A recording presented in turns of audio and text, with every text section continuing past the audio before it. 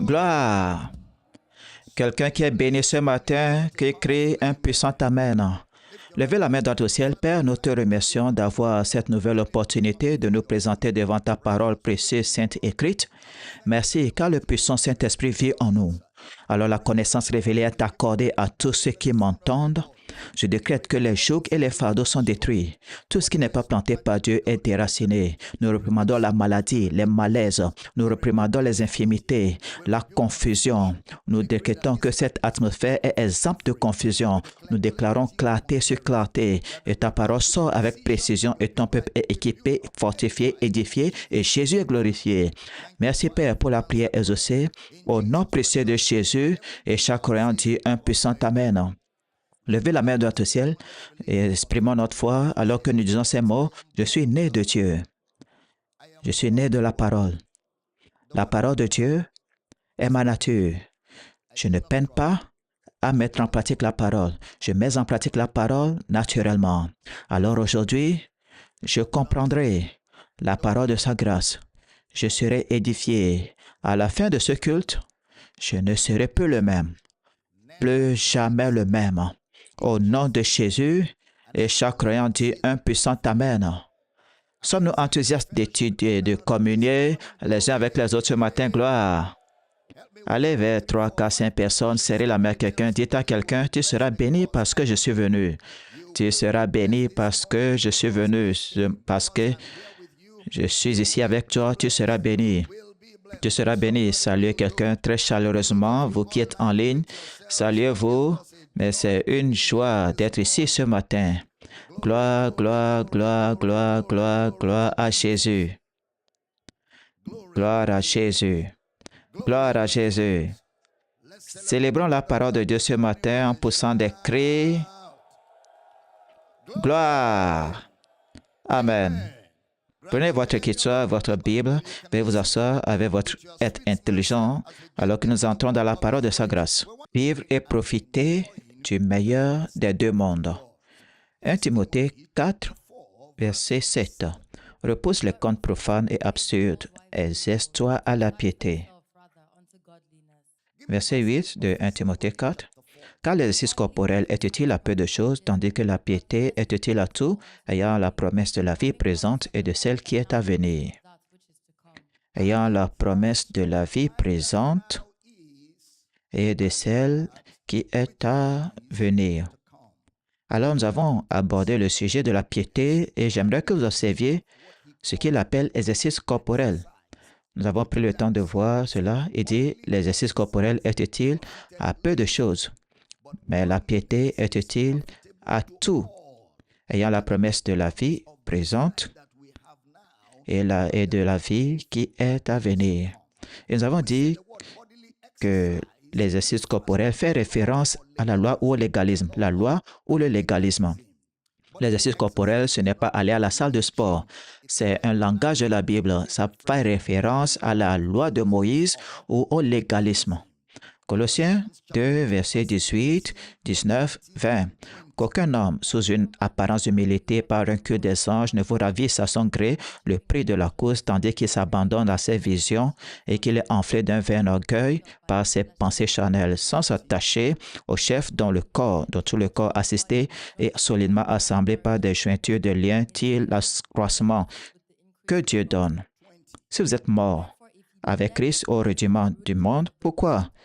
Comme si vous viviez dans le monde, vous impose donc ces préceptes. Alors, si vous êtes mort avec Christ, au rudiment du monde, pourquoi?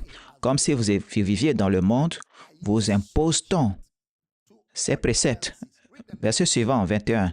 Ne prends pas, ne goûte pas, ne touche pas. Il appelle cela les rudiments.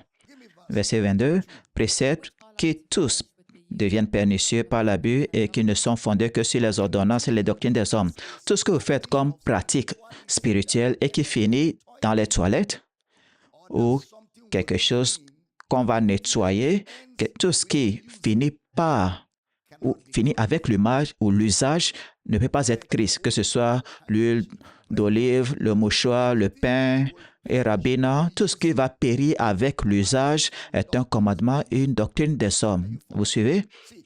Il dit, Tout cela ne prend pas, ne touche pas ce qui doit être mangé, ce qui doit être oint, puisé dans l'onction, touché, goûté.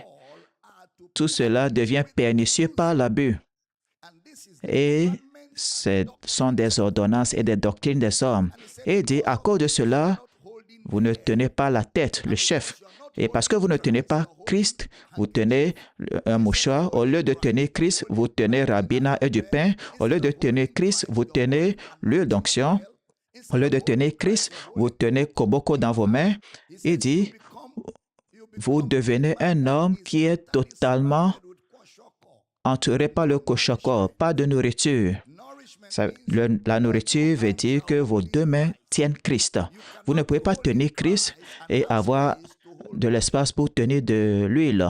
Il dit toutes ces choses finissent avec l'usage. Ce sont les ordonnances des hommes. Prêtez attention. Cela veut dire donc qu'il y a une manière de lire les Écritures et si l'on n'y prend pas garde, on lit avec un état d'esprit. C'est pourquoi lorsque vous abordez la parole de Dieu, vous devez l'aborder humblement et laisser la parole de Dieu vous révéler son message. Par exemple, Romains 3, verset 23 dit « Car tous ont péché et sont privés de la gloire de Dieu. » Maintenant, ceci ne doit pas servir à l'évangélisation. Et pourtant, c'est ce que beaucoup utilisent pour l'évangélisation, c'est ce qu'ils lisent. Quiconque pratique l'évangélisation et prêche à partir de Romains 3, 23, prêche la loi de Moïse. Il ne prêche pas l'évangile de Christ. Dieu n'a jamais dit que tous ont péché. Je répète, Dieu n'a jamais dit que tous ont péché. C'était une déclaration de la loi. Et vous savez que cette déclaration se trouvait derrière le verset 19. Regardez Romains 3, 19, 20. Or, nous savons que tout ce que dit la loi, elle le dit à ceux qui sont sous la loi, afin que toute bouche soit fermée et que tout le monde soit reconnu coupable devant Dieu. Verset 20. Car nul ne sera justifié devant lui par les œuvres de la loi, puisque c'est par la loi que vient la connaissance du péché. Alors, ce n'était pas Dieu, mais la loi. Tout ce que la loi dit, elle le dit afin que toute bouche soit fermée et que tout le monde soit reconnu coupable devant Dieu. Donc, Romains 3, 23, c'est Paul qui citait la loi. Ce n'est pas un sermon d'évangélisation. Je sais que je vous ai enseigné cela. Le péché d'Adam n'est pas votre péché. Je vous ai enseigné que le péché d'Adam n'a pas affecté tout le monde automatiquement. C'est le genre de choses qu'on lit parfois avec un état d'esprit particulier et on s'en va prêcher cela. Alors, il dit dans Colossiens 2, verset 20, « Si vous êtes mort avec Christ au rudiment du monde, pourquoi, comme si vous viviez dans le monde, vous impose-t-on ces préceptes? » Verset 21, « Ne prends pas, ne goûte pas, ne touche pas. » Préceptes qui tous deviennent pernicieux par l'abus et qui ne sont fondés que sur les ordonnances et les doctrines des hommes. Les ordonnances et les doctrines des hommes. Remarquez qu'il dit que l'exercice corporel est utile à peu de choses. Le mot oligos, le mot peu veut dire qu'il a une courte période d'utilisation. C'est insignifiant. Peu veut dire insignifiant. Ça veut dire c'est transitoire. Ça a une courte période d'utilisation. Alors Paul dit, là où nous lisons dans Romains 3, versets 23 et 24, Romains 3, versets 23 et 24, « Car tous sont péchés et sont privés de la gloire de Dieu. Et ils sont gratuitement justifiés par sa grâce, par le moyen de la rédemption qui est en Jésus-Christ. Ils sont gratuitement justifiés par sa grâce, par le moyen de la rédemption qui est en Jésus-Christ. » Alors, Paul nous dit que la loi n'a aucune valeur, elle n'a pas de signification spirituelle. Alors, il commence à parler de cette loi, la loi qui interdit de toucher, de goûter. Tout cela finit avec l'usage. Ce qu'elle fait, c'est qu'elle prend soin des choses charnelles, comme l'écrivain des Hébreux l'a dit. Ça ne fait que purifier le corps, ça n'a rien à voir avec la conscience. Alors, 1 Timothée 4, verset 7, prêtez attention s'il vous plaît. Mais rejette les fables profanes et les contes de vieilles femmes et exerce-toi plutôt à la piété. Refuse les fables profanes et les contes de vieilles femmes, comme c'est écrit en anglais. Quand il parle de contes de vieilles femmes, regardez ce qu'il appelle les fables de vieilles femmes. Ça n'a rien à voir avec les femmes. Les fable de vieille femme, ça n'a rien à voir avec les femmes. Les traducteurs ont juste inventé ce mot car c'était le mot le plus approprié pour décrire ce dont il parlait. Vous savez, lorsque cela a été écrit, la version King James, cela a été écrit à un public anglais, donc ça emprunte une partie de leur compréhension sociologique. Alors, quand ils disent « conte de vieille femme », dans votre pensée, vous avez une femme, mais il ne s'agit pas d'une femme. Le mot « conte de vieille femme », c'est le mot grec « grossis », G-R-A-O-S-E-S. G-R-A-O-S-E-S. Cela est lié à quelque chose de stupide, quelque chose de ridicule. Ça n'a rien à voir avec les femmes, mais ça veut dire stupide ou ridicule ou quelque chose qui n'a pas de sens. Lorsque on dit c'est un conte de vieille femme, on dit c'est absurde, ça n'a pas de sens. Alors, il dit les contes de vieille femme et les fables. Les fables veut dire une histoire fantaisiste. On invente une histoire fantaisiste, d'accord? Paul en a parlé beaucoup dans 1 Timothée 4, verset 4, et de ne pas s'attacher à des fables et des généalogies sans fin qui produisent des questions, des discussions plutôt qu'elles n'avancent l'œuvre de Dieu dans la foi. N'oubliez pas ce dont il parle. Il parlait de quoi? Lorsqu'il évoquait les fables là-bas au verset 3, parce qu'il y en a qui essayaient d'enseigner une doctrine. Je te rappelle l'exhortation que je te fis à mon départ pour la Macédoine lorsque j'étais engagé à rester à Éphèse, de recommander à certains de ne pas enseigner de doctrine. Verset 4, et de ne pas s'attacher à des fables et à des généalogies sans fin qui produisent des discussions.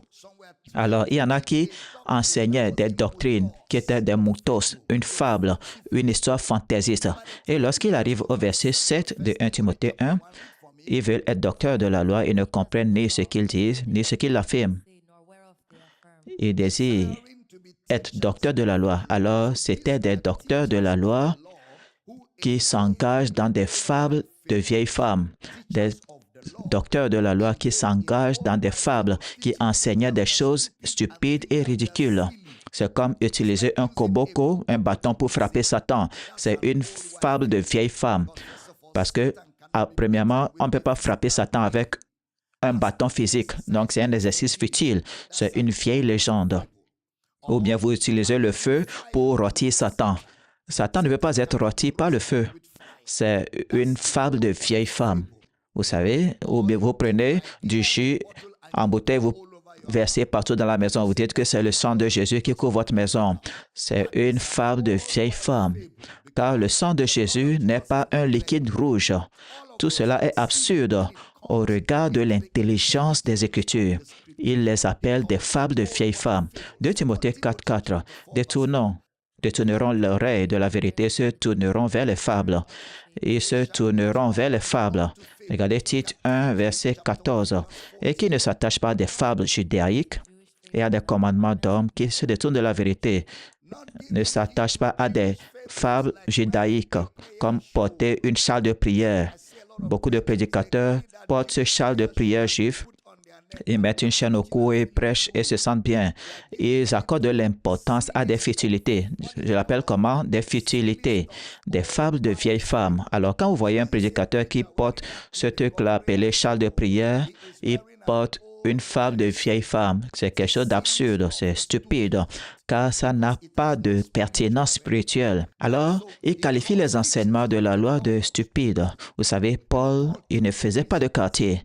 Il qualifiait les enseignements de la loi de fables de vieilles femmes ridicules, des généalogies interminables qui soulèvent des discussions, car c'est exactement ce que faisait la loi. Elle ne faisait que soulever des questions.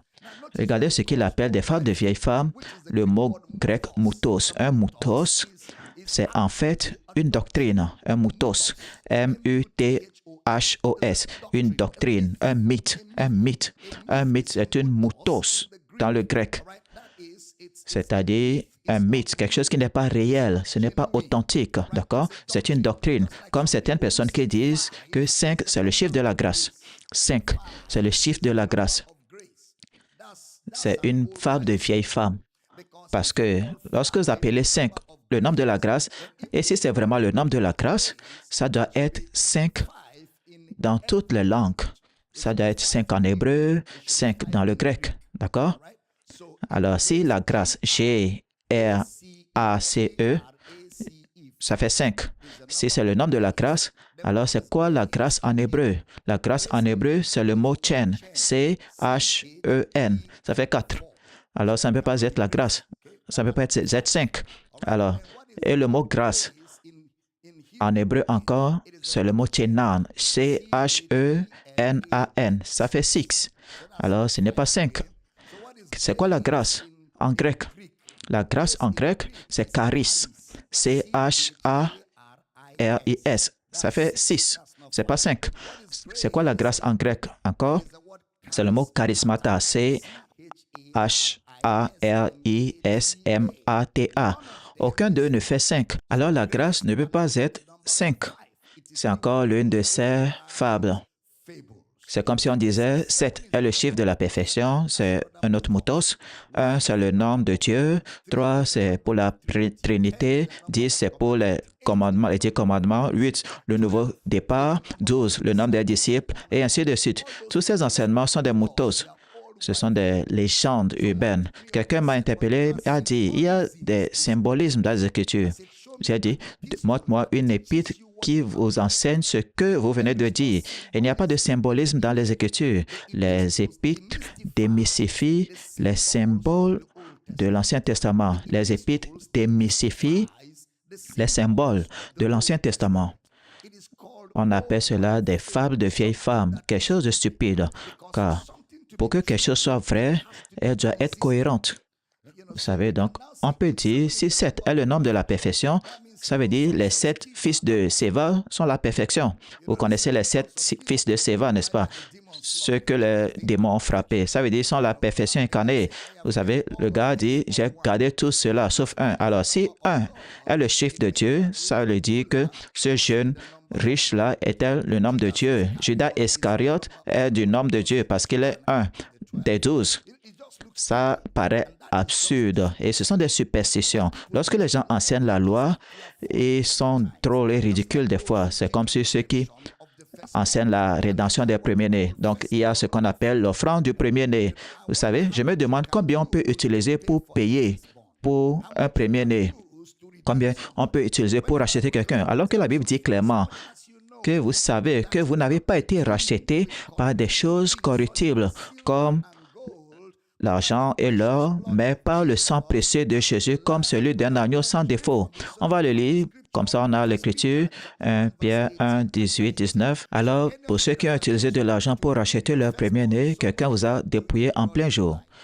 Sachant que ce n'est pas des choses périssables, pas de l'argent ou de l'or que vous avez été racheté, de la vaine manière de vivre que vous avez hérité de vos pères. 19. Mais par le sang précieux de Christ comme d'un agneau sans défaut et sans tache. La seule chose qui puisse racheter un homme, c'est le sang précieux de Christ. Que ce soit premier-né, deuxième-né, dernier-né ou un Benjamin, peu importe. Alors, tous les dimanches, ils vont à l'église écouter des fables de vieilles femmes, quelque chose de stupide, quelque chose de ridicule. Et c'est pourquoi certains d'entre eux ne sont jamais nourris. Ils ne sont jamais matures, ils ne grandissent jamais, ils ne sont jamais forts. Comment est-ce que des personnes intelligentes dans le naturel peuvent se soumettre à la stupidité? Encore une fois, vous savez, c'est de la stupidité spirituelle. Tout comme quelqu'un a écrit un livre sur le Saint-Esprit, il parle de la couleur du Saint-Esprit, la voix du Saint-Esprit et comment Dieu est neuf Dieu. Nous l'avons lu et avons même essayé de l'enseigner à l'époque et nous avions l'air très stupides. Regardez comment j'ai acheté de l'ignorance avec mon argent. Bref, vous lisez des trucs comme ça et ça a l'air sympa. Comme un livre de délivrance stupide là, où il parle d'un cube et puis de succube. Et on ne trouve cela nulle part dans la Bible. Il n'y a rien comme un cube dans la Bible. Il n'y a rien de tel que succube dans la Bible. Ce sont des documents extra-bibliques. D'où tiennent-ils cela? Et c'est pourquoi le livre d'Apocalypse avertissait cette église. Dans Apocalypse 2, 24, il parle des profondeurs de Satan. Apocalypse 2, verset 24. À vous tous, à tous les autres de Thyatire qui ne reçoivent pas cette doctrine et qui n'ont pas connu les profondeurs de Satan, comme il les appelle, je vous dis, je ne mets pas sur vous d'autres fardeaux. ceux qui n'ont pas connu les profondeurs de Satan. Alors, quand les gens commencent à s'intéresser à Satan, ils sont déjà hors du radar de Dieu. Et Dieu avertissait cette Église. Il dit, il y en a qui ont connu la profondeur de Satan, ils ont fait des recherches sur le satanisme, et tout ce qu'ils savent, c'est la connaissance de Satan. Donc, ils sont allés suffisamment dans Satan pour savoir qui a incubé ce cube. Ils sont suffisamment allés auprès de Satan pour savoir qu'il y a des choses appelées Sémiramis, assez pour savoir qu'il y a des démons appelés Asmodée. Et ils doivent avoir interagi avec ces démons pour savoir qu'ils existent vraiment.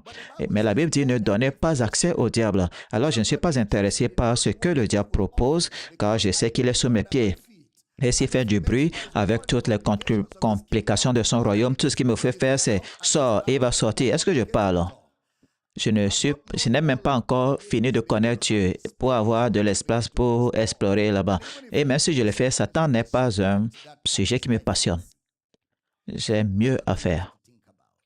Et des fois, ils utilisent vos expériences physiques pour décrire. Vous savez, on utilise votre expérience physique. Vous êtes dans une famille, vous êtes une fille, toutes les filles ne se marient pas. Vous êtes dans une famille, vous êtes un garçon, tous les garçons ne se marient pas. Dans une famille, tous les aînés ont des difficultés. On utilise vos circonstances pour vous décrire et ils font appel à vos pensées. Ils font appel à votre psychologie. Mais la Bible dit, ceux qui s'attachent à de vaines idoles éloignent de la miséricorde. Dans Jonas 2, verset 8, nous lisons cela. Jonas 2, verset 8. Ceux qui s'attachent à de vaines idoles éloignent de la miséricorde. Si vous continuez à observer les événements qui vous arrivent et les utiliser pour vous décrire, vous allez abandonner la miséricorde de Dieu. Il vous faut croire ce que la parole de Dieu dit de vous. Je suis ce que la parole dit que je suis. Je pensais que quelqu'un allait crier cela. J'ai ce que la parole de Dieu dit que j'ai. Je peux faire ce que la parole de Dieu dit que je peux faire. Je n'ai pas entendu un puissant amen.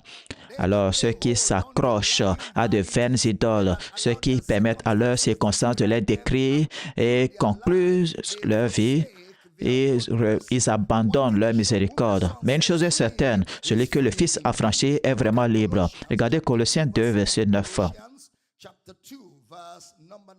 Car en lui habite corporellement toute la plénitude de la divinité. Verset 8 de Colossiens 2. Prenez garde que personne ne fasse de vous sa proie par de la philosophie, par une vaine tromperie, s'appuyant sur la tradition des hommes, sur les rudiments du monde et non sur Christ. Ils essaient de ravir les gens d'après les rudiments du monde, utilisant leurs circonstances pour vous décrire, utilisant vos circonstances, vos situations pour vous décrire. Ça, c'est vous gâter d'après les rudiments du monde et non après Christ. Utilisez les choses comme les malédictions générationnelles, c'est ce que le monde vous dit. Mais qu'est-ce que Christ vous dit? Christ vous a dit, si un homme est en Christ, il est une nouvelle créature. Et nous sommes engagés à vous enseigner afin d'apporter toute pensée captive à l'obéissance de Christ. Vous savez, la parole de Dieu ne comprend pas votre situation, elle change votre condition. Elle ne comprend pas cela, elle change votre situation, votre état. Alors, ne vous fiez pas à vous-même en dehors de la parole de Dieu. Il vous faut faire confiance à la parole de Dieu. Il vous faut vous emparer de la parole de Dieu. Gloire à Dieu. Le danger des doctrines erronées réside dans leur nocivité, car elles détournent l'attention de la vérité. Les doctrines erronées sont nuisibles, car elles détournent votre attention de la vérité. Alors, vous ne vous engagez pas sur une doctrine erronée. Ne la provoquez pas. Il dit refusez, rejetez les profanes, les fables profanes. Que quelqu'un crie refuser. Il n'a pas dit comprenez cela. Il dit rejette cela. Regardez, 1 Timothée 4, 7. Repousse les contes profanes et absurdes, exerce-toi à la piété. Verset 8. Car l'exercice corporel est utile à peu de choses, tandis que la piété est utile à tout, ayant la promesse de la vie présente et de celle qui est à venir.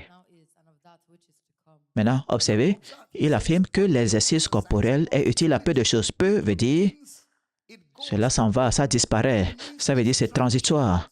Ça veut dire que c'est insignifiant. Vous savez, ça vous donne un sentiment d'être concentré ou consacré, mais vous ne l'êtes pas vraiment. C'est comme ceux-là qui sont allés faire le deuxième culte de la grâce où on va au culte de la sainteté, où on dit de prier, faire une prière de consécration. Père, je meurs. Tue-moi, Seigneur. Je meurs. Tue-moi, Seigneur. Je meurs à moi-même.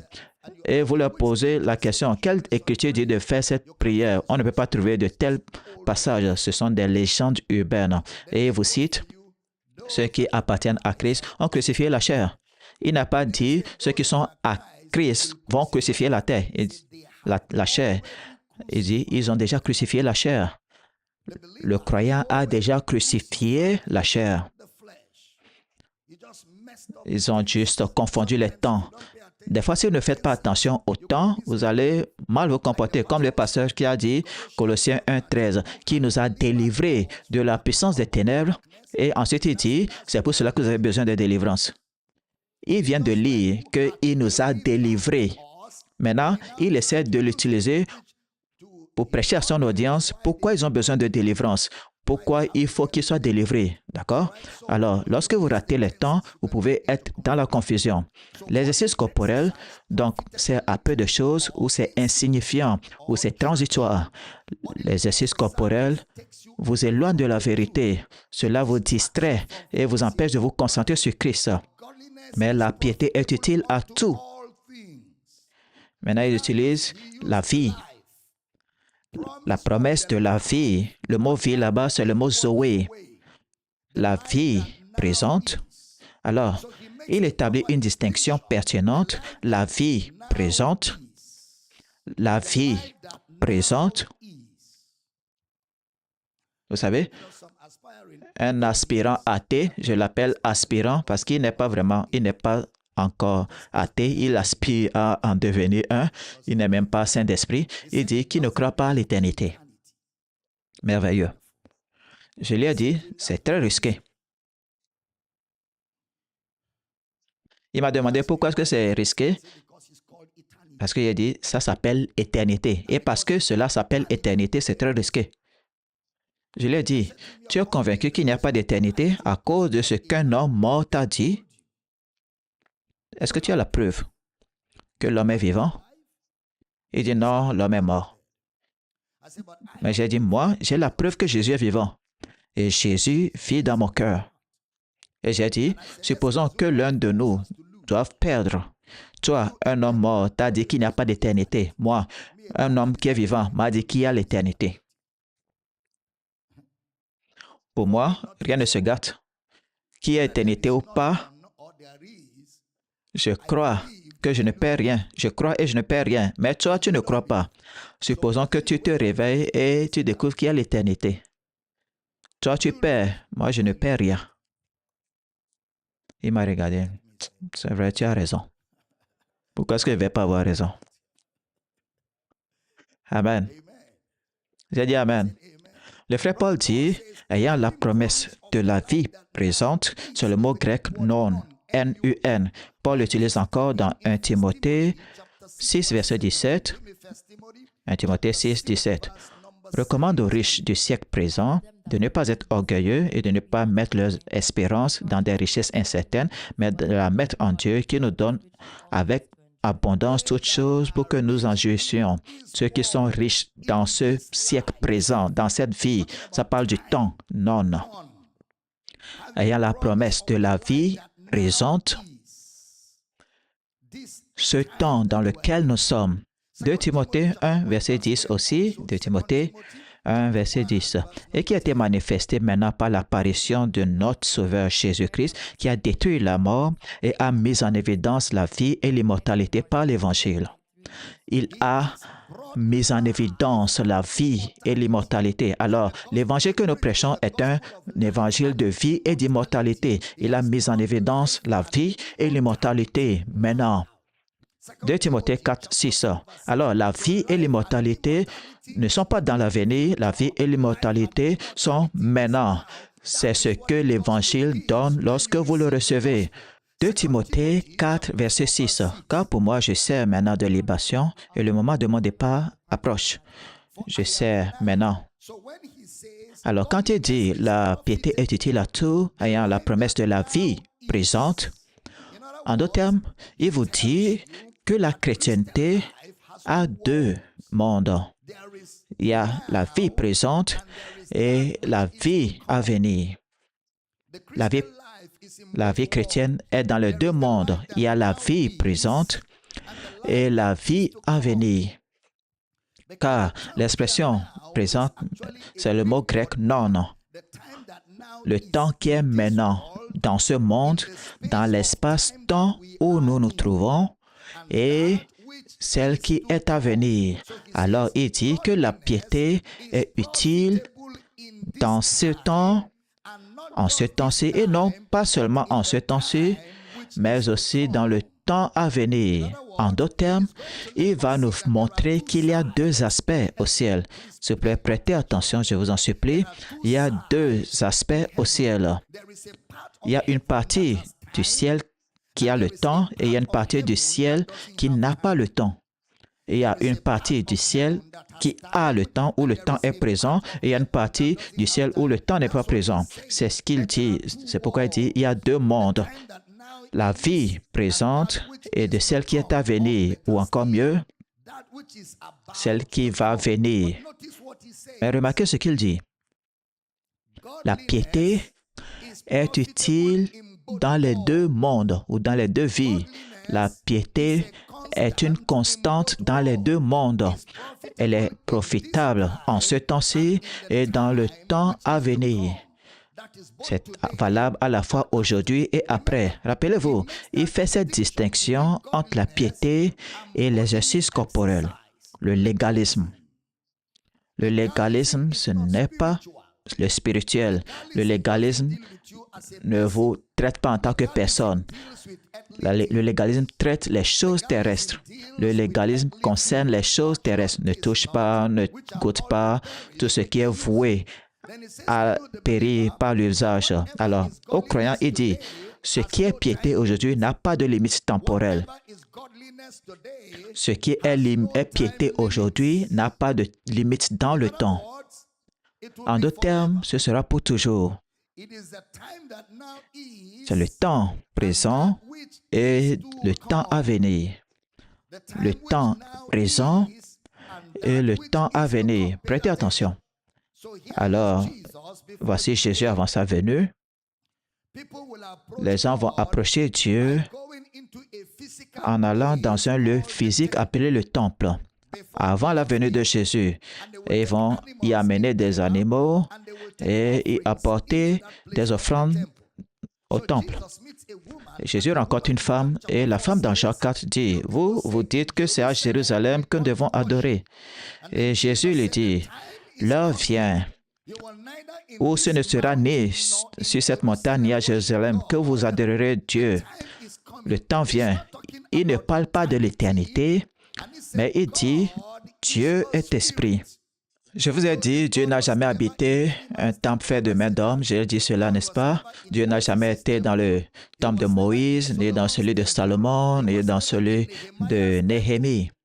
Et c'est pourquoi Zorobabel, lorsqu'il voulait construire son propre temple dans le livre de Zacharie, Dieu dit, Zoro, le temple dans lequel je vais vivre ne sera pas bâti par la force ni par la puissance. Elle sera construite par mon esprit. Il sera construit par mon esprit. Ne gaspille pas tes ressources.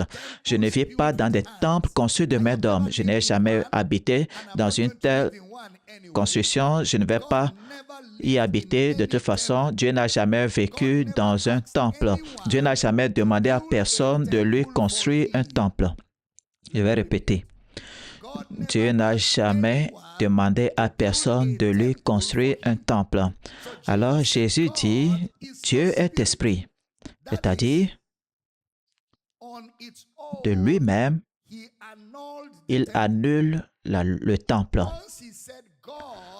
Dès qu'il dit Dieu est esprit, il rend le temple inutile, car l'Esprit de Dieu ne peut pas habiter dans un temple physique. Il leur dit dans Jean 2, 19, nous lisons, Jésus leur répondit, détruisez ce temple et en 3 jours je le relèverai. Détruisez ce temple et en 3 jours je le relèverai. Et il pensait d'un temple ou à un temple physique, mais le temple de Dieu n'a jamais été ce temple physique. Le temple de Dieu a toujours été Jésus. Hein? Mon Père demeure où? En moi. Et je demeure où? En mon Père. Alors, où est le temple du Père Jésus? détruisez ce temple et en 3 jours, je le relèverai. Maintenant, écoutez très bien. Dieu est esprit et ceux qui l'adorent l'adoreront en esprit, qui est la vérité. En esprit, c'est-à-dire la vérité. En d'autres termes, Dieu ne sera pas adoré dans un lieu, Dieu sera adoré à travers les hommes. Dieu ne sera pas adoré dans un lieu, Dieu sera adoré à travers les hommes ou dans les hommes.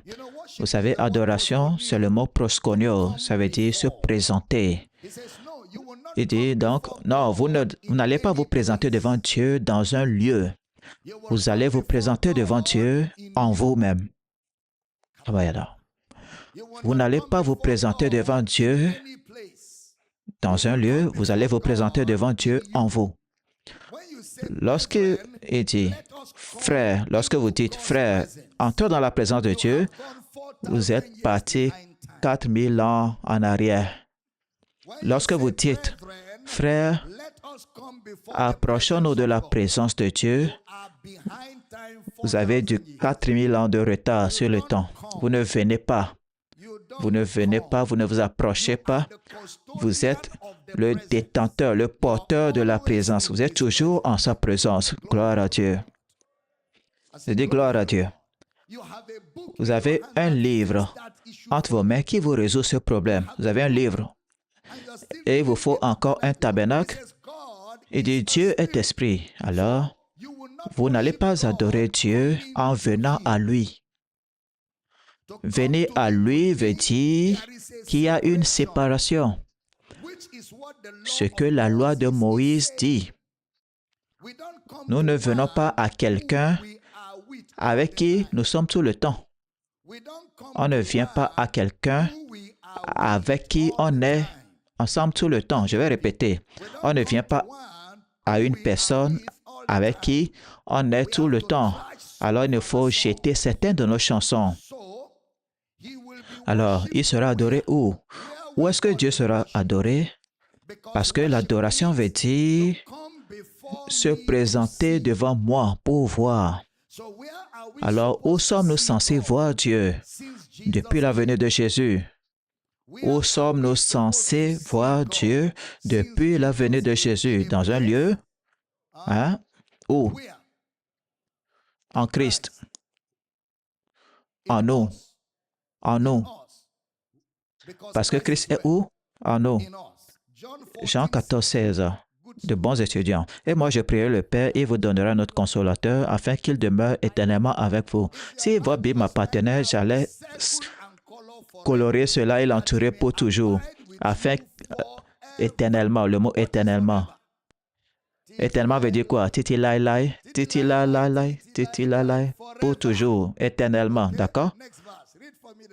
Verset 17. L'Esprit de vérité que le monde ne peut recevoir parce qu'il ne le voit point, ne le connaît point, mais vous, vous le connaissez car il demeure avec vous et il sera en vous. Il demeure avec vous et il sera en vous. Il sera en. Verset 20 maintenant. En ce jour-là, vous connaîtrez que je suis en mon Père et que vous êtes en moi et que je suis en vous. Je suis en mon Père, vous êtes en moi et moi en. En. Alors, en ce jour-là, quelle sera la révélation? Nous saurons que le Père sera où? En Christ. Et Christ où? En nous. Le Père est en Christ et Christ en nous. Prêtez attention, en d'autres termes, l'adoration s'est déplacée d'un lieu vers les personnes. L'adoration s'est déplacée d'un lieu vers les personnes. Je vous ai dit qu'il n'y a aucun verset des Écritures qui affirme que Dieu soit au milieu de nous. Que Dieu soit au milieu de nous. Dieu n'est pas au milieu de nous.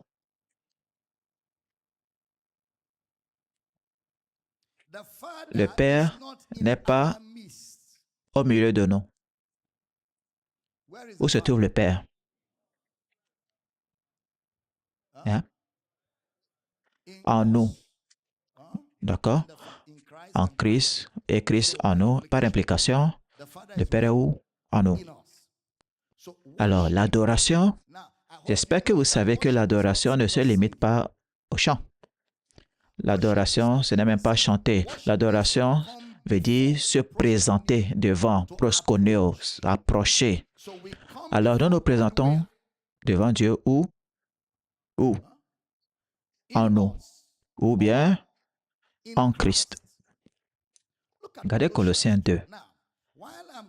Alors que je vais à Colossiens, prêtez attention, l'exercice corporel va servir à peu de choses car votre adoration sera extérieure dans l'exercice corporel. C'est exactement ce que la loi a fait.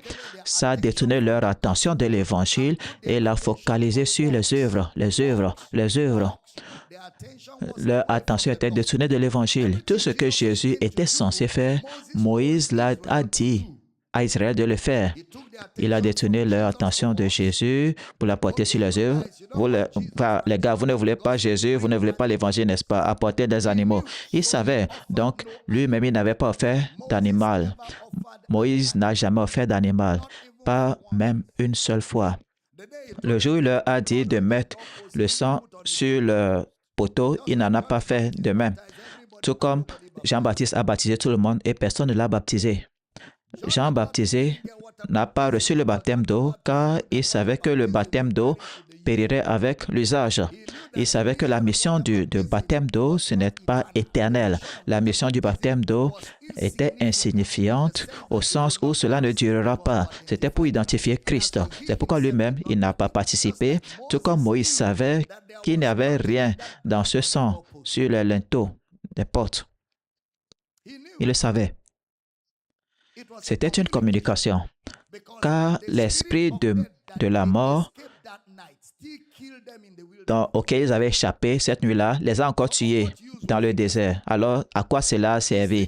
Il les a encore tués après quelques jours, alors qu'ils allaient vers la terre promise.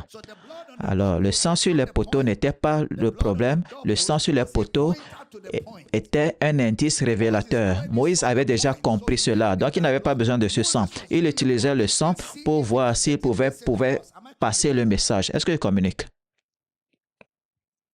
La loi est transitoire.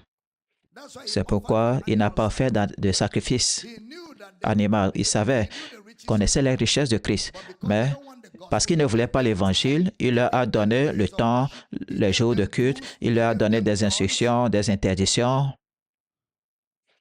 et Moïse n'en a gardé aucun. Vous n'avez pas entendu.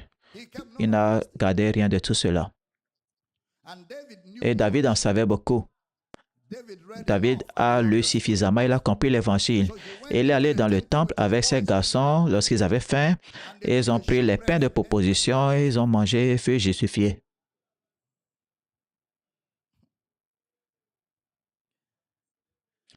Alors Jésus a demandé aux pharisiens, quelle loi est-ce que David observait?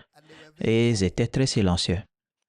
Alors, ce que veut dire, c'est que l'adoration n'est pas dans un lieu, l'adoration c'est dans les personnes. La seule fierté de Dieu, c'est l'homme. La seule fierté de Dieu, c'est l'homme. La seule chose que l'on puisse dire que Dieu a fait très bien, c'est l'homme. L'homme seul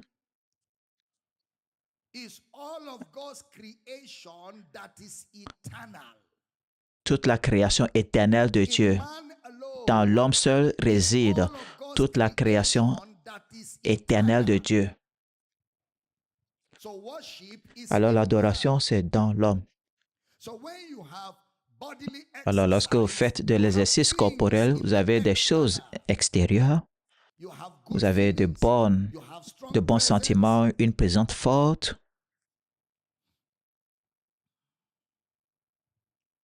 On dit, waouh, Dieu était dans le culte. Tu as eu la chair de poule, n'est-ce pas? Parce qu'on a eu une expérience. On est comme ces gens-là sous la loi, qui se fiaient aux apparences plutôt qu'à ce qui est à l'intérieur. C'est pourquoi vous ne trouverez jamais l'expression présence de Dieu utilisée dans les épîtres, soit pour la résurrection ou pour le salut. Ce n'est jamais utilisé pour les expériences, pas une seule fois. Ça n'a jamais été utilisé pour les expériences. Soit c'est utilisé pour le salut ou la présence de Dieu est utilisée pour la résurrection. Alors, rappelez-vous, l'adoration se trouve où? Dans l'esprit.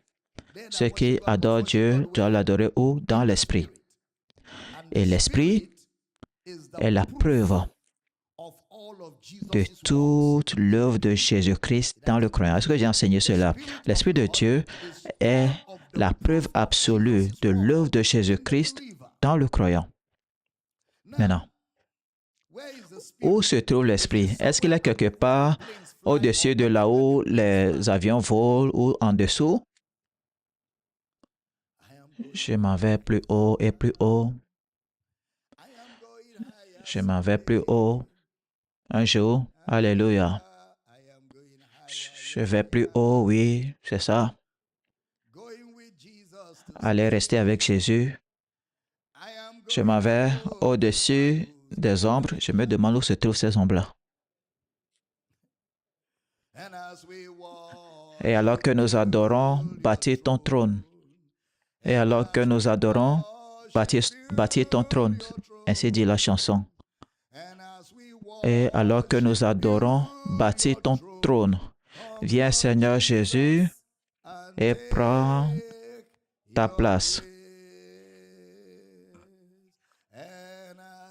Et alors que nous adorons, bâtis ton trône. Je le sens. Et pendant que nous adorons, bâtis ton trône. Et alors que nous adorons, bâtis ton trône. Viens Seigneur Jésus et prends ta place. Attendez. Cette chanson, c'est des fables de vieilles femmes. Toutes les chansons que je viens de chanter là, ce sont des fables de vieilles femmes. Ayez foi en lui. Dis à ton voisin, aie foi en Christ. Qu'est-ce que Jésus a dit? Vous croyez en Dieu, croyez aussi en moi. Ayez foi en Christ. Il y a une raison pour laquelle je dis cela, parce que je vais dire quelque chose. Ayez foi en Christ. Il dit, vous n'allez pas adorer dans un lieu, vous n'allez pas voir Dieu dans un lieu si ce n'est en vous. Est-ce que vous croyez en Jésus? Jésus dit, l'adoration sera en esprit, et l'esprit est en vous. C'est pourquoi c'est là où l'adoration va se dérouler. L'adoration de Dieu va se dérouler en l'homme. D'accord. Colossiens 2, verset 9. Car lui habite corporellement toute la plénitude de la divinité. En lui habite toute la plénitude. Vous avez vu la double mention, tout c'est déjà plein. La plénitude, encore c'est plein. Pour que vous ne ratiez pas cela, il dit, en lui habite corporellement toute la plénitude. Il aurait pu dire, en lui habite toute la divinité. Ou il aurait pu dire, en lui habite corporellement la plénitude de la divinité. Mais il a ajouté toute la plénitude. Alors, si vous ratez toute, vous n'allez pas rater plénitude. Il a ajouté plénitude et toute. Si vous ratez plénitude, vous n'allez pas rater toute. Car en lui habite corporellement toute la plénitude. Paul est tellement pointilleux sur l'utilisation de ce mot. C'est une tautologie en français, car tout, c'est déjà plein, c'est la plénitude. Car ça veut dire en lui habite tout le tout. En Christ, en lui demeure tout le tout. Et au verset 10, il dit, vous avez tout pleinement en lui. C'est à cause du verset 9. C'est-à-dire, vous n'aurez pas besoin de quelque chose, vous n'aurez besoin de rien de Dieu. Vous êtes complet, vous avez tout pleinement.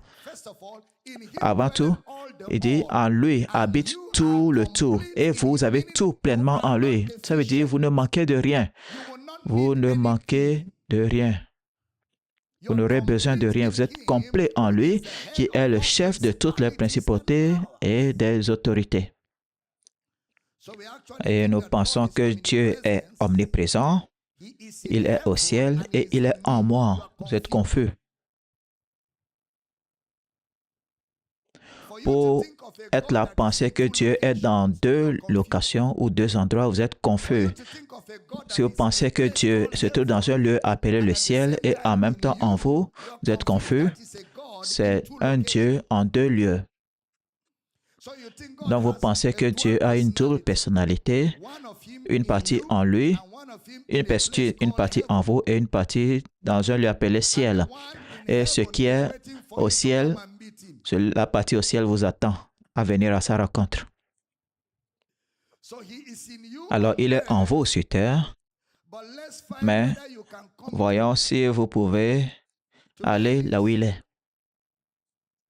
C'est pourquoi il a pris le temps de vous dire, en lui habite tout le tout, et vous avez tout pleinement en lui, maintenant même.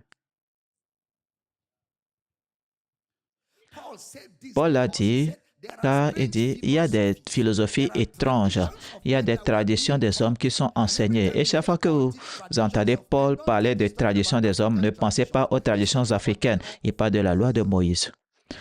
Lorsque Jésus évoquait le commandement des hommes, il parlait du légalisme. Alors quand Paul l'a dit, il disait la même chose. Regardez 1 Timothée 3, verset 16. Prêtez attention.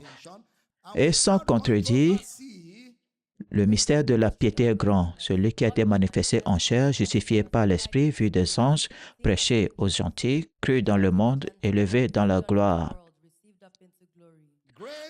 Grand est le mystère de la piété. Grand est le mystère de la piété. Question. Qui est le temple de Dieu aujourd'hui? Hein?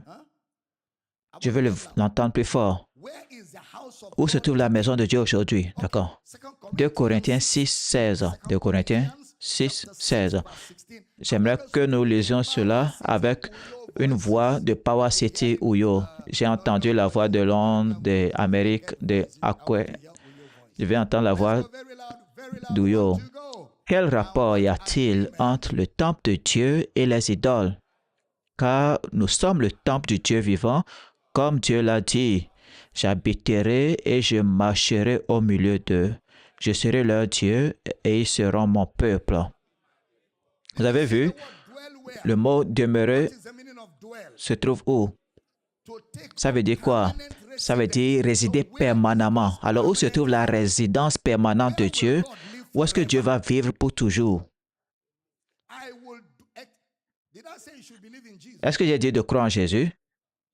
J'avais dit cela, n'est-ce pas? J'habiterai et je marcherai au milieu d'eux. La version anglaise dit, j'habiterai en eux et je marcherai en eux. Je serai leur Dieu, ils seront mon peuple. Alors, question, qui habite en nous? Qu'est-ce qui a fait de nous son temple? Qu'est-ce qui a fait de nous son temple? L'Esprit. Comment est-ce que vous avez reçu l'Esprit? La résurrection. Est-ce que nous allons vers le Père? Est-ce que nous allons vers le Père? Est-ce qu'il y a un passage dans toute la Bible qui dit que nous irons à Dieu? Allez vérifier. Vous n'en trouverez pas. Vous ne trouverez jamais dans les Écritures un passage qui dit que nous irons à Dieu. Ce que nous avons dans la Bible, c'est que notre Dieu est venu à nous. Il est venu habiter en nous. C'est là. Docteur Damina, croyez-vous au paradis? Oui. Le ciel, le paradis est réel. Je crois au paradis, mais pas celui auquel tu penses dans ta tête de religion. Numéro 2. Aucun verset des Écritures ne dit nulle part que le croyant ira au ciel. Vérifiez votre Bible. J'ai lu votre Bible page par page. Allez vérifier. Si vous trouvez un passage dans les Écritures qui dit que le croyant ira au ciel, apportez-le-moi, je vais présenter mes excuses publiquement. Il n'y a pas un seul passage qui dit que les croyants iront au ciel. En fait, il n'y a pas de passage dans les Écritures qui dit que lorsque un chrétien, un croyant mort, il va au ciel. Il n'y a pas un tel verset. Vous savez, avant de faire mes déclarations, j'ai fait mes recherches, n'est-ce pas? Vous pouvez vérifier cela. Vous êtes libre de vérifier.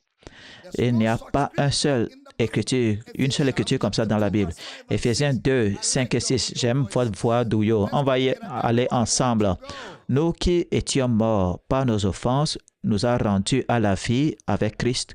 C'est par grâce que vous êtes sauvés. 6.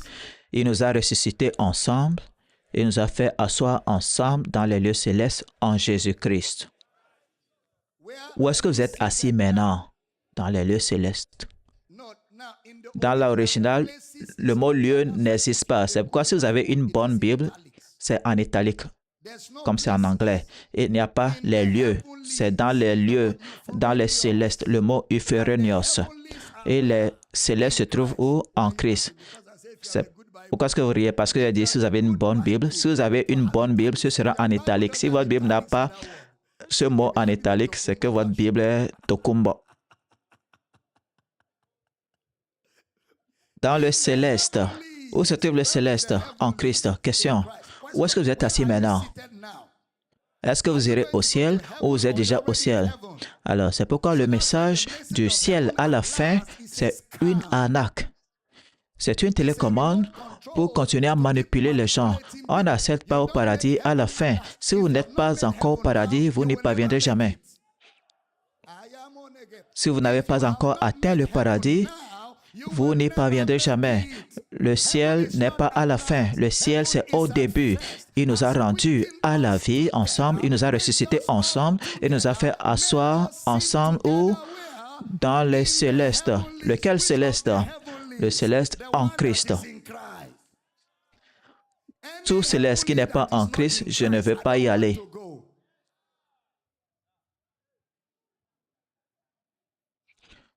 Tout ciel qui n'est pas en Christ, je ne veux pas y aller. Vous savez pourquoi je ne veux pas y aller? Parce que je suis déjà arrivé. Je suis au paradis au ciel maintenant. Dis à ton voisin, je suis au paradis qui est en Christ. Maintenant même. Je n'ai pas entendu un bon amen. Maintenant, quand vous dites au ciel, qu'est-ce que vous avez en tête? Une planète quelque part ou là où vous êtes maintenant? Ou ne croyez-vous pas que vous êtes déjà au ciel? Hein? Vous croyez? Répondez, parce que les gens vous répondent de par le monde. Ne croyez-vous pas que vous êtes au paradis, au ciel? Ou bien vous voulez aller au ciel? Non. Si vous quittez l'endroit où vous êtes maintenant, le seul endroit où vous pourrez aller, c'est l'enfer. Si vous quittez là où vous êtes maintenant, là, le seul endroit disponible, gloire à Dieu. Dis à ton voisin, je ne vais nulle part. Je suis déjà arrivé. La course céleste, je ne vais pas me lasser. Pourquoi est-ce que tu vas te lasser? C'est une marche de Jackie même. La course céleste, je ne vais pas me lasser. Ta course là, tu ne vas jamais arriver.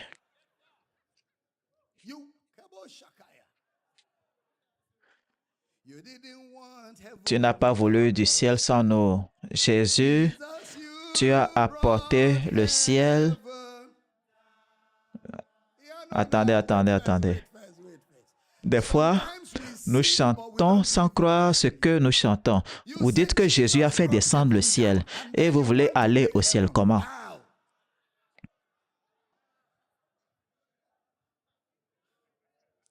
Jésus a fait descendre le ciel. Le ciel est descendu et la gloire a rempli mon âme.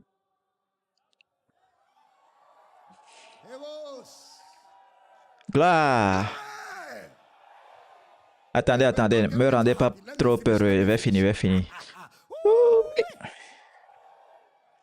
Vous êtes assis au ciel maintenant même. Dans quel ciel vous êtes assis? En Christ. Vous êtes assis en Christ dans le ciel du Christ maintenant même. Vous avez entendu ce que j'ai dit? Vous êtes assis où? Dans le ciel du Christ maintenant même. Vous savez, Paul était tellement catégorique. Il a dit, celui qui nous a bénis de toutes sortes de bénédictions spirituelles dans les célestes en Christ. Lesquels célestes en Christ. Et vous dit ce que sont les bénédictions. Il vous dit ce que vous êtes. Et Paul était très clair lorsqu'il parlait des bénédictions spirituelles dans le céleste. Et vous dit où se trouve ce céleste-là? En Christ. Le ciel se trouve où? Se trouve où? En Christ. Oh, oh, oh. Le ciel est dans mon cœur. Oh, oh, oh. Le ciel est dans mon cœur. D'accord, d'accord, d'accord. Hébreux 9, 28. De même, Christ, qui s'est offert une seule fois pour porter les péchés de plusieurs, apparaîtra sans péché une seconde fois à ceux qui l'attendent pour le salut. Il apparaîtra. Ce n'est pas une apparition physique, c'est le mot optanomai. O-P-T-A-N-O-M-A-I. Ça veut dire voir. Donc, il apparaîtra en nous la deuxième fois. Au salut, il est vu avec nous. C'est pourquoi il a dit que c'est pour cela il n'a pas honte de nous appeler frères. Donc, nous nous identifions à lui. Lorsqu'il est mort, il est mort pour les péchés. Lors de son apparition seconde, il est apparu avec nous dans la gloire. Comment? En nous donnant son esprit. Regardez Hébreux 12, 22. Hébreux 12, 22.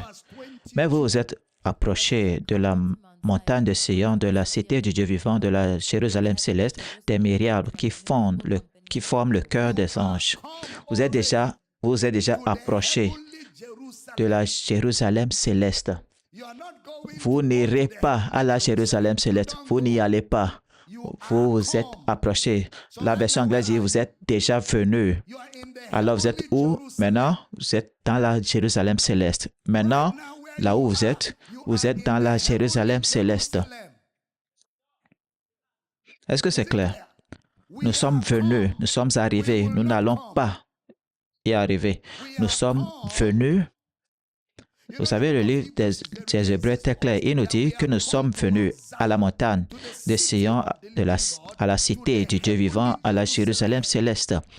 Alors, s'il parle du ciel depuis le début, dans le livre des Hébreux, il dit que la Jérusalem céleste, c'est là où vous êtes venus.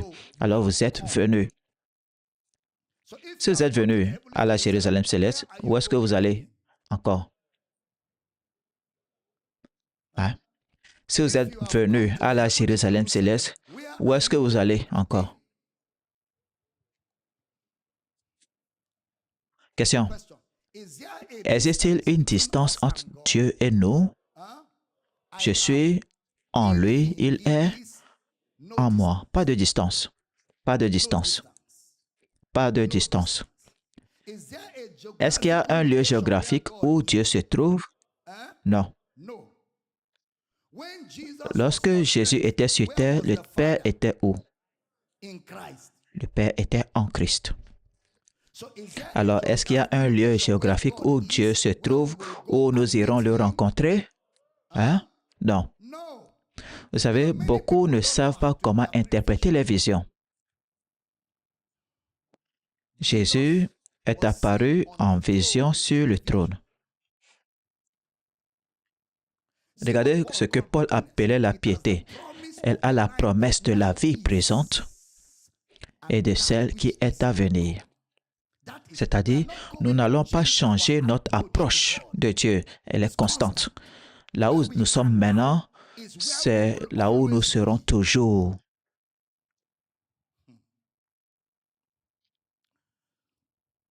Alors, nous avons le meilleur des deux mondes, le ciel et la terre. Question. Où se trouve le ciel et la terre? Où? Attendez. Où se trouve le ciel et la terre? dans l'esprit. Dans l'esprit. Vous êtes au ciel maintenant dans l'esprit et vous êtes sur terre maintenant en esprit. Vous êtes dans l'esprit. Est-ce que vous n'êtes pas dans l'esprit? Romains 8, 9.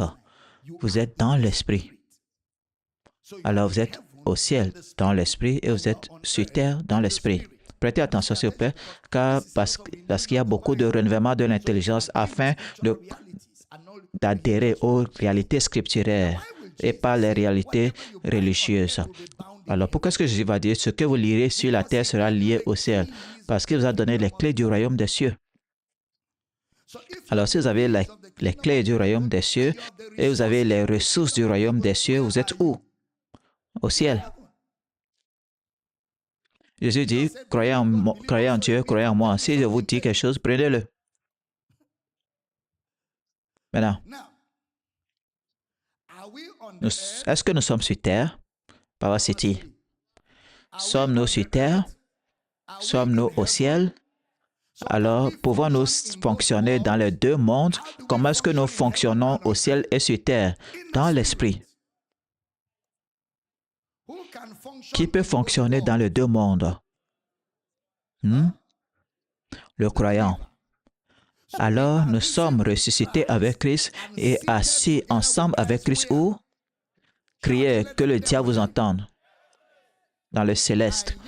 Et pourtant, nous marchons dans la chair sur terre. N'est-ce pas? Le meilleur des deux mondes. Alors, nous avons le meilleur des deux mondes qui est l'Esprit de Dieu et l'Esprit de Dieu est le Père. Est-ce que vous avez enseigné cela? Donc, nous sommes au ciel et nous sommes où? Sur terre. Éphésiens 3, 14, 15. Je vais entendre votre voix de Ouyo. On y va tout le monde comme une chorale de masse. À cause de cela, je fléchis les genoux devant le Père. C'est 15 ans, duquel tire son nom toute famille dans les cieux et sur la terre. Alors, les familles se trouvent où? La famille se trouve dans les cieux et sur la terre. Alors, qui est la famille au ciel et sur terre? Vous. Ce n'est pas comme s'il y avait une famille au ciel et nous sommes sur terre. Un jour, nous allons les rencontrer. Non. Vous êtes cette famille de Dieu sur terre et cette famille de Dieu au ciel. Nous sommes dans les deux lieux. Et il vous a déjà dit que nous sommes assis au ciel et nous sommes la famille au ciel et sur terre. Pas que lorsque nous allons mourir, nous allons rejoindre ceux qui sont au ciel. Non, maintenant même nous sommes déjà avec ceux-là qui sont au ciel. Pasteur Victor, on était allé visiter une famille où le mari était mort et ils avaient l'air complètement perdus. Et j'ai dit à la femme, ton mari n'est allé nulle part. Ton mari n'est allé nulle part. Ton mari est encore ou toujours là où il est, ou là où il était, là où tu es. C'est juste parce que tu portes une tenue terrestre, lui, il ne porte pas de tenue terrestre, que vous ne pouvez pas communiquer. Mais vous deux, vous êtes dans le même lieu en Christ. Et ses yeux se sont illuminés. Elle dit, personne ne m'a jamais parlé comme ça. Toute la tristesse a disparu. Donc tu veux dire que mon mari ne m'a pas laissé? Non. Sauf s'il n'était pas en Christ. Mais s'il était en Christ et toi tu es en Christ, personne ne part. Il n'y a pas de départ. Chérie, j'enseigne bien. Il n'y a pas de départ.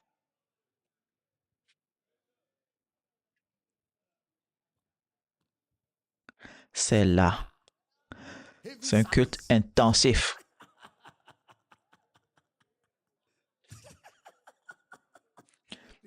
La religion est en train de saigner grave. Oh, gloire à Dieu.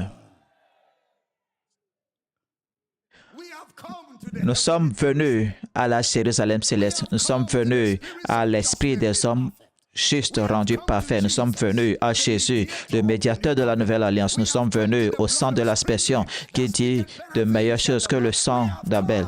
Nous sommes venus. Gloire à Dieu. Aïe, aïe, aïe, aïe, aïe. On peut passer toute la journée à crier dans ce bâtiment.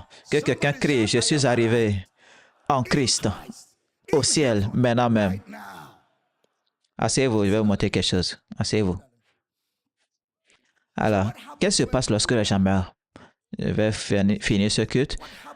Qu'est-ce qui se passe lorsque les gens meurent? À la mort, ou ce que nous appelons l'enlèvement, ce sera un changement de corps.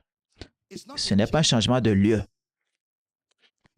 Vous n'allez pas changer là où vous êtes ou d'endroit. Si vous changez d'endroit, alors on ne sait pas là où vous allez. Vous êtes en Christ pour combien de temps? Vous êtes au ciel pour combien de temps? Pour toujours. Il est en vous pour combien de temps? Alors, où est-ce que vous allez? Nous sommes venus à Sion. Nous sommes venus à la Jérusalem céleste. Je vais finir avec Hébreux 10, 12. Hébreux 10, 12. Lui, après avoir offert un seul sacrifice pour les péchés, s'est assis pour toujours à la droite de Dieu. Vous savez, la droite de Dieu, c'est l'autorité, n'est-ce pas? Et là, c'est là où nous sommes assis, n'est-ce pas? C'est là où nous sommes assis. Verset 13. Attendant désormais que ses ennemis soient devenus son marchepied. 14. Car par une seule offrande, il a amené à la perfection pour toujours ceux qui sont sanctifiés. Il a amené à la perfection. Alors, cette assise à la droite, qu'est-ce que ça veut dire? Où a-t-il fait cette proposition, cette offrande? Qu'est-ce que son offrande a parfait? Qu'est-ce que l'offrande de Jésus a rendu parfait? Nous a rendu parfait. Qui est-ce qui? Son offrande a rendu parfait. Nous. Est-ce qu'il s'agit d'une stège, d'un bâtiment, quelque part? Non. Des personnes, il s'agit des personnes. L'édifice de Dieu est-il une personne ou un édifice? Une personne. Alors, si Jésus a offert son sang, ce qui n'est pas rouge, ce qui est sa vie, ce qui est son esprit, il a offert son sang à qui? À nous. Quel est l'effet de cette offrande? Nous sommes parfaits pour toujours. Il nous a donné l'esprit de cette réalité à l'occasion. Où se trouve cette réalité aujourd'hui en nous? La réalité de ce que Christ a fait est en nous. C'est ce que nous appelons l'assurance du salut. Ce que je vous prêche ici, c'est l'assurance du salut. Vous êtes déjà au ciel. Alors quand les gens disent, ma prière, c'est que je réussisse à la fin, il faut dire, il faut avaler cela. Ce n'est pas pour moi. C'est une prière d'incrédulité. Les Écritures disent, il vous a rendu à la vie, il vous a ressuscité, il vous a fait asseoir ensemble avec lui. Alors pour que quelqu'un prie, pour que tu ailles au paradis, c'est remettre en cause ou en question ce que Jésus a dit. C'est une calomnie, une insulte à l'œuvre de la rédemption. Gloire à Dieu. Alors c'est quoi l'enlèvement? L'enlèvement, c'est ce corps-là qui va être laissé tomber et l'autre corps qui est en vous.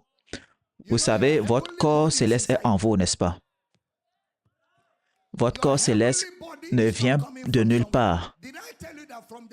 Je vous ai dit cela, le jour où vous recevez Jésus, tout ce dont vous aurez besoin pour l'éternité est entré en vous, y compris votre corps glorifié. Alors, au jour de l'enlèvement, ce corps en vous va engloutir celui-ci. Nous serons vêtus. Ce corps va porter celui-ci et celui-ci sera modifié.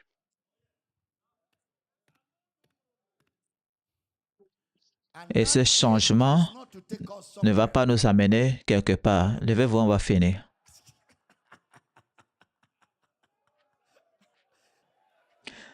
Si vous suivez mon flot crié, j'ai entendu. Dis à ton voisin, ce changement, ce n'est pas pour nous amener quelque part.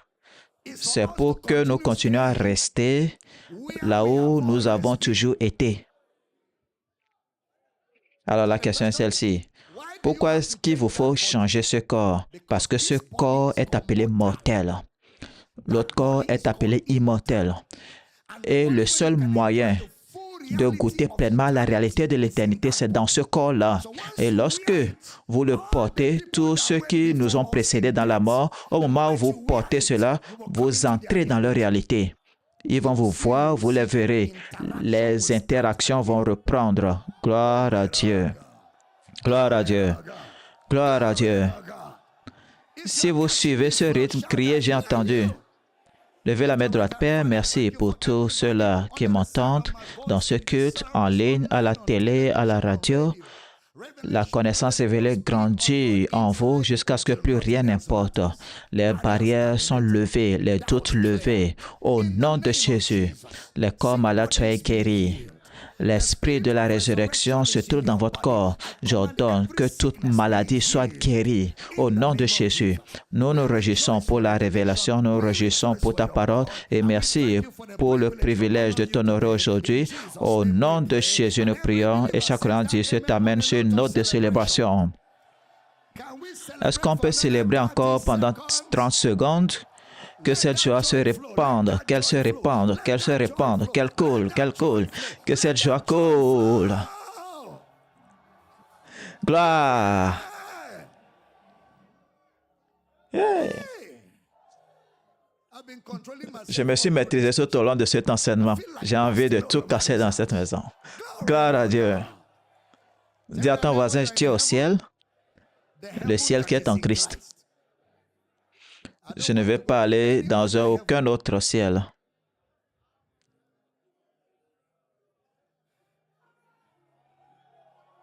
Gloire à Dieu. Amen. J'ai encore beaucoup de réalités à partager avec vous au culte prochain et vous pouvez les supporter. Prenez votre offrande d'honneur en ligne, à la télé, audience, vous voulez donner et soutenir ce que nous faisons afin de diffuser l'Évangile jusqu'aux extrémités de la terre.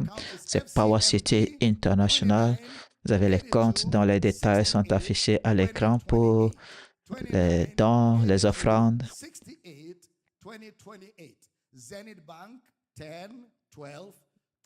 Les comptes dont les détails sont affichés à l'écran sont les comptes vers lesquels vous pouvez amener ou envoyer vos offrandes. Levez votre offrande. Père, nous t'honorons et merci pour le privilège. Merci pour ce que tu as fait pour nous. Oh Seigneur, lorsque nous pensons à tout ce que tu nous as donné dans la résurrection du Christ, il n'y a pas assez d'espace pour crier notre joie. Et nous te remercions, Seigneur. Nous apportons nos ressources en honneur à ta parole afin que l'Évangile continue de briser les barrières et pénétrer jusqu'aux extrémités de la terre. Merci pour le privilège de donner ce matin. Nos offrandes sont d'une bonne odeur devant toi et nous réjouissons de ce que par nos dons, nous adorons et honorons Christ. Merci pour la bénédiction. Au nom de Jésus, nous prions et chacun dit cet Amen. C'est une note de conclusion. Gloire. Nous espérons que vous avez été bénis et enrichis par cet enseignement. Likez cette vidéo, partagez-la avec tous ceux qui sont autour de vous. Commentez, abonnez-vous à cette chaîne et activez la cloche de notification pour ne pas rater nos prochaines mises en ligne. Soyez bénis, Jésus est Seigneur. Amen.